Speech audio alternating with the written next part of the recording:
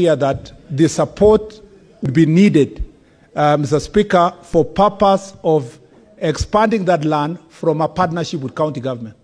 So, Mr. Speaker, the Honorable CS cannot come to the chambers and August House, a very respectable house, and give an answer that is outside the technical advice that comes with the specification of what an airport looks like, Mr. Speaker.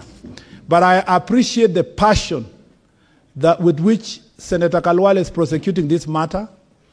It helps my ministry, if it was possible, that Parliament appropriate some money for purpose of that acquisition.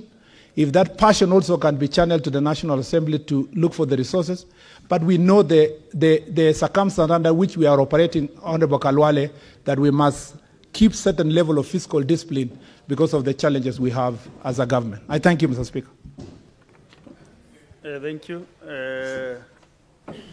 Now we go, as per my directive, I want to open the next 30 minutes to the members, senators, to ask supplementary questions, especially on airports, who has a similar supplementary question, so that we tighten up this process.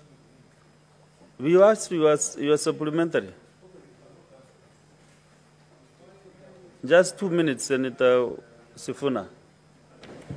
Thank you, Speaker. Just like Senator Khalwale, I believe with great respect that the CS misunderstood the question that I asked and he answered the question, the wrong question. The question I was asking, Honorable Speaker, is if you look at the design of the terminal of JKIA, provision was made for drop-off points of passengers coming in, not the ones on the air side, Honorable CS, not the ones on the air side. You're talking about passenger boarding bridges. No, that's not what I'm asking. Provision was made for drop-off points at the terminal entrances, but those accesses were blocked. That's what I'm asking. Why is it not possible? What is the rationale? And in this house, we will insist on honesty. I want the CS to be honest to the people of Kakamega. There is no business case for an international airport in Kakamega. That's what you need to say. Say that the president lied. That is what you need to say so that we move forward. Mr. Speaker, I thank you. CS, kindly. Mr. Speaker, I thank my learned friend, Senator of Nairobi, for the clarification. I understood you initially to be the passengers that are arriving. You mean the passengers that are traveling. Mr. Speaker, there was a security protocol that was established, particularly when we entered into agreement with the UK and the US administration to enable us to have direct flights, particularly to the New York. And part of those protocols was to ensure that we keep to dropping passengers at a reasonable distance to the terminal itself. That is why you see all that area has been blocked. You know, your people are dropped a little bit far away, not very far though, but about, say, is it, if I guess, maybe 50 meters away from the veranda.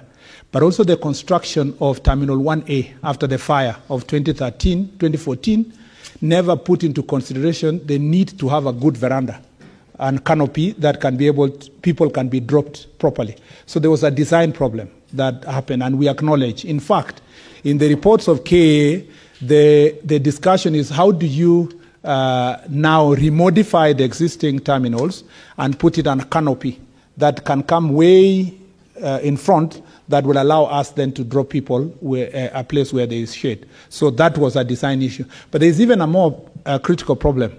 At the main gate up there, people have to alight, then they are searched, then the car is searched before you go in.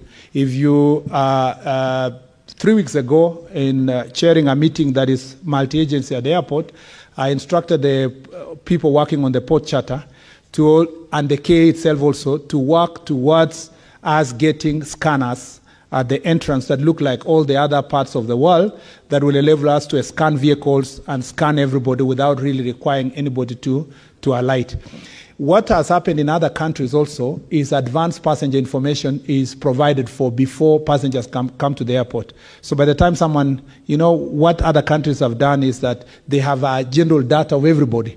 By the time you're coming to the airport, they know who's in this car. So police only stop a certain car if they have certain suspicion.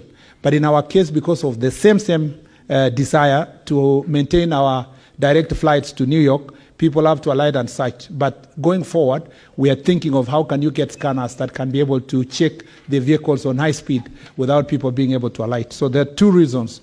The other one is a security related, but also the construction and design of the airport never put into consideration that very important factor. On the Kakamega, the president never lies and never lied. The point is that, and Senator Khalwale was there, it was a partnership between the national and the county government. And there are certain commitments that the county government give. In fact, I can say this because I think I was called when the meeting was going on. The county government committed that it is easy for them to get the land, only for them to realize later that it is very costly. It will need about 400 million, which is not available in our county government.